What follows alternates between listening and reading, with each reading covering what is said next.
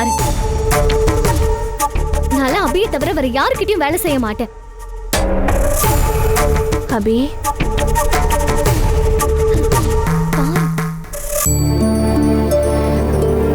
உன்ன மாதிரி ஒரு புள்ள உலகத்துல யாருக்குமே பொறுக்காத.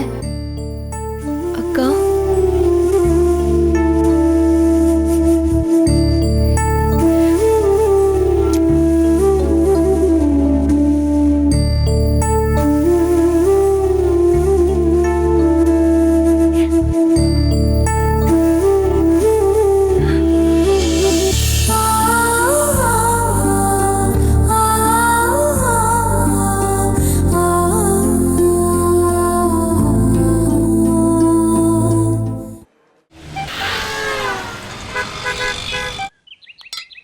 அபி வந்தாச்சு. நில்லுமா நில்லுமா. எங்க நேரம் உள்ள போயிட்டு இருக்க? வழக்கமா வீட்டுக்குள்ள நுழைஞ்சதுக்கு அப்புறம் தான் சண்டையே ஆரம்பிப்பீங்க. இப்ப வாசலே ஆரம்பிச்சிட்டீங்களா? என்னம்மா இப்படி சொல்லிட்ட? நான் உங்க அப்பா அம்மா 4 வார்த்தை திட்டுவேன், அப்புறம் சமாதானம் ஆயிடுவேன். திட்டுறதும் சமாதானம் ஆகுறதும் இயல்பு தானம்மா. எல்லாம் உனக்கு தெரியாதா? எவ்வளவு பெரிய காரியம் பண்ணிட்டு வந்திருக்க. கணேஷ் எல்லாம் போன் பண்ணி சொல்லிட்டான். நில்லு, உனக்கு திருஷ்டி சுத்தம். இல்ல நீ கல்யாணம் ஆகுது பொண்ணு. நீ திருஷ்டியில சுத்தி போட கூடாது. நீ இந்த பக்கம் வா. அப்பா நான் இருக்கல, நான் சுத்தி போடுறேன்.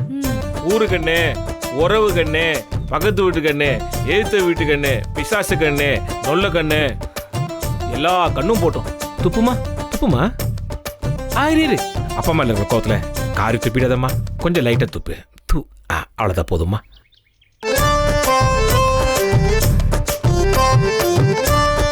சுத்திட்டீங்கல்ல, இப்ப நான் உள்ள அட இருமா. எலுமிச்சை சுத்த வேண்டி இருக்குல்ல. இதுதான் எல்லா டிஷ்ஷையும் எடுக்கும்.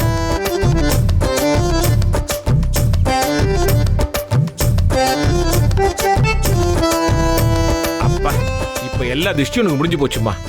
முடிஞ்சிருச்சா? இப்ப நான் உள்ள போட்டுமா? போமா.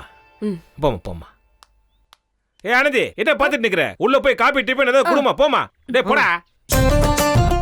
எவ எங்க இருந்து நம்ம வீட்டை பார்த்து கண்ணு வச்சிட்டு இருக்கான்னு தெரியவே தெரியாது. அப்பா, இனிமே நம்ம அபியை பிடிச்ச திஷ்டி எல்லாம் போயாச்சு. இனிமே சந்தோஷம்தான். அபி, நான் போய் உனக்கு காஃபி கொண்டு வரேன். அக்கா, உனக்கு நான் ஃபோன் பண்ணேன். ஃபோன் நாட் ரீச்சபிள்லயே இருந்தது. ஆமாண்டா, ஆபீஸ்ல இருந்து வரும்போது நேரா ஹாஸ்பிட்டல் போயிட்டு தெய்வானி அக்காவை பார்த்துட்டு வரேன். தெய்வான் அக்கா நல்லா இருக்காங்களாக்கா? நல்லா இருக்காங்க. ஹாஸ்பிட்டல்ல இருந்து டிஸ்சார்ஜ் பண்ணி வீட்டுல கொண்டு போய் நான் விட்டுட்டு வரேன். உன்னை கூட கேட்டாங்க. நாளைக்கு காலேஜ்க்கு போறதுக்கு முன்னாடி அவங்களை கொஞ்சம் பார்த்துட்டு போயிடு. போறேன்க்கா. அக்கா, ஒரு நிமிஷம் கை கொடு. கைய கொடுக்கா. கங்க்ராட்ஸ்க்கா. அபி, இந்தா தண்ணி குடி. காஃபி இப்ப ரெடி ஆயிடும். சாரி அபி, உன்கிட்ட சண்டை போட்டேன், கோச்சுக்கிட்டேன். அப்படிங்கிறதுக்காக என்ன எதுவும் தப்பா நினைக்காத ப்ளீஸ். உன்னை நான் கோச்சுக்கிறதும் என் கடமையை நான் மீறதும் வேற இல்ல. இந்த குடும்பத்துக்கு மூத்தவ உங்க எல்லாரையும் பாத்துக்கிறது என்னோட கடமை. எதுக்காகவும் அந்த கடமையை நான் மீற மாட்டேன். என்னடா அக்கா வேலைக்கு போயிட்டு டயர்டா இருப்பா. அவ நிக்க வச்சே பேசிட்டு இருக்கீங்க. உட்காருமா. டேய் ஃபேனை போடு.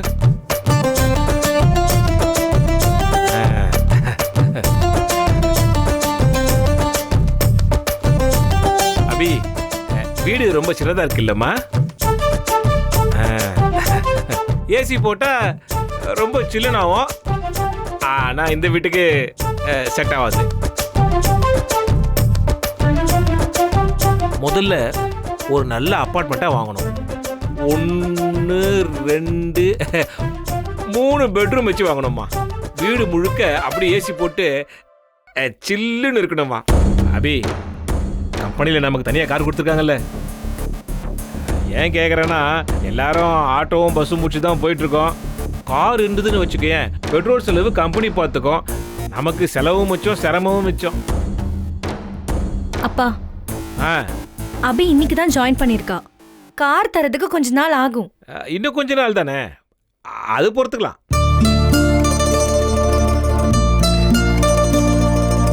அபி, அப்பா கேட்கறேன்னு தப்பா நினைக்கூடாது. பரவாயில்ல, கேளுங்க. கம்பெனில ஜாயின் பண்ணல, அட்வான்ஸ் ஏதாவது கொடுத்தாங்களாமா?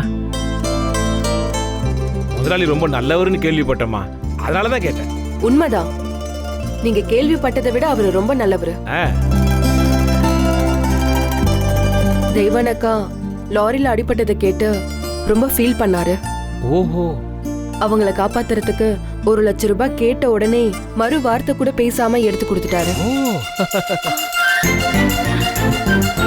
ஹாஸ்பிட்டல்ல மிச்ச பணத்தையும் நானே கட்டுறேன்னு சொல்லி அவரே கட்டிட்டாரு. 1 லட்சமா? ம். பாத்தியாக்கா? அந்த 1 லட்சத்தை கண்ணில் காட்டேன், மொத்தமா நான் பாக்குறேன். இல்ல, கையில இல்ல, ஹாஸ்பிட்டல்ல கட்டிட்டு வந்தாச்சு.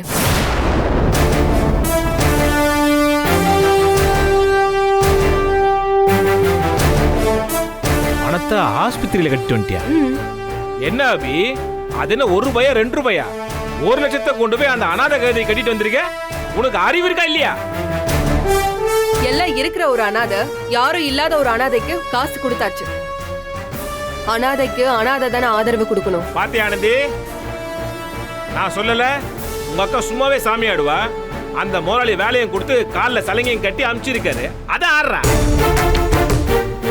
அப்பா ஜஸ்ட் காம் டவுன். ஏதாவது ஒண்ணு சொல்லு, ஒண்ணு காம சொல்லு, இல்ல டவுன் சொல்லு. 2 சேர்த்து சொன்னா என்ன பண்றதுனா? என்ன உச்சு அப்பா கொஞ்ச நேரம் பேசாம இருக்கீங்களா ப்ளீஸ்? வாங்கின காசு எல்லாத்தையும் ஹாஸ்பிடல்ல கட்டி வந்திருக்கா, அவளே சொல்ல மாட்டீங்க. என்ன பண்ண சொல்றீங்க நீங்க? என்ன பேசாத சொல்லிக்கிட்டு? யாராவது ஒருத்தர் நம்ம தவறி விழும்போது தாங்கி புடிச்சாலே வாய் நிறைய நன்றி நன்றின்னு சொல்லிக்கிட்டே இருப்போம். என் வாழ்க்கையை கீழே விழாம தாங்கி புடிச்ச ஒரு பொம்பளைக்கு வார்த்தையில மட்டும் நன்றி சொன்னா போதுமா? சாஞ்சு அழறதுக்கு என் தோல் இருக்குன்னு தர வேண்டாமா? கையில இருக்கிற ஒரு 10 ரூபாவை இந்தா வச்சுக்கன்னு நீட்ட வேண்டாமா? 10 100 கையில இருந்த எல்லாத்தையும் நீ வாரி வாரி கொடுத்தத நாங்க எல்லாரும் வேடிக்கை தானே பார்த்தோம். இப்ப அது லட்சத்துல போய் நிக்குது. அக்கா சண்டை போடாதீங்கக்கா. நீ சண்டையில இருந்து காப்பாத்துறியா இல்ல சண்டையை தூண்டி விடுறியா? டேய், நேத்து வரைக்கும் தம்பி தங்கச்சின்னு கூடு குழவிட்டு இருந்தா, இன்னைக்கு வேலைக்கு போயிட்டா, கையில காசு வந்துருச்சு, நம்ம எல்லாரும் தூக்கி எறியறாவ. தூக்கி எறியணும்னு நினைச்சிருந்தா அது 12 வயசுலயே செஞ்சிருப்பேன். ஏன் செய்யல? ஏன்னா இது ஏன் குடும்பம். அப்பா சீட்டை தான் விளையாட போறாருன்னு தெரிஞ்சும் கூட கேட்ட காசு தந்தனா இல்லையா? தொலைக்க விரும்புற உங்களுக்கே இவ்வளவு வலிக்குதுன்னா தொலைச்சாலும் பரவாயில்லன்னு தாங்குறவளுக்கு வலிக்குமா வலிக்காதா? என்ன கேள்வி கேக்குறே நீ? ஆணவம்? நீ சம்பாரிச்சு நாங்க சாப்பிடுறோன்ற ஆணவம் உனக்கு? எவ்வளவு பேசுறா பாத்தியாவ? ஒரு நாள் என் கையில ஜோக்கர் ஏறட்டும், அன்னைக்கு அப்படியே கத்திய சம்பாரிச்சு தூக்கி இவ மூஞ்சில அப்படியே விசிறி எறியறேனா. அப்படியே 1 லட்சம் ரூபாய் காசு வந்துருச்சா, இவங்க இஷ்டத்துக்கு செலவு பண்ணிட்டாங்களா, நம்ம கேள்வி கேட்டோமா, குத்தம் ஆயிடுச்சா, குத்தி காட்டுறாங்க இவங்க. நீ சோறு போடுற திமிர்ல தானே பேசுற? நீங்க என்னோட அப்பா, இவ்வளவு தப்பா பேசவே கூடாது. ஐயோ அபி, நீ ஃபர்ஸ்ட் உள்ள போ. சண்டை நான் போடலையே. ஐயோ அக்கா, முதல்ல புரிஞ்சுக்க. நீ பேச பேச அப்பா ஏதாவது சொல்லிட்டே தான் இருப்பாரு. இல்ல எனக்கு புரியல அரவிந்த். மானம் பெருசுன்னு நினைச்சா அதை விட வாழ்க்கை தான் பெருசுன்னு அப்பா சொல்லிக்கிட்டே இருக்காரு. நீங்களும் ஜால்ரா தட்டிக்கிட்டே இருக்கீங்க. அபி என்ன திட்ட வைக்காத. அந்த கம்பெனில நீ வேலைக்கு சேர்ந்தா மட்டும் பெரிய ஆள் ஆக முடியாது. கொஞ்சம் உள்ள போறியா ப்ளீஸ்? போ அரண்மனை உள்ள போ.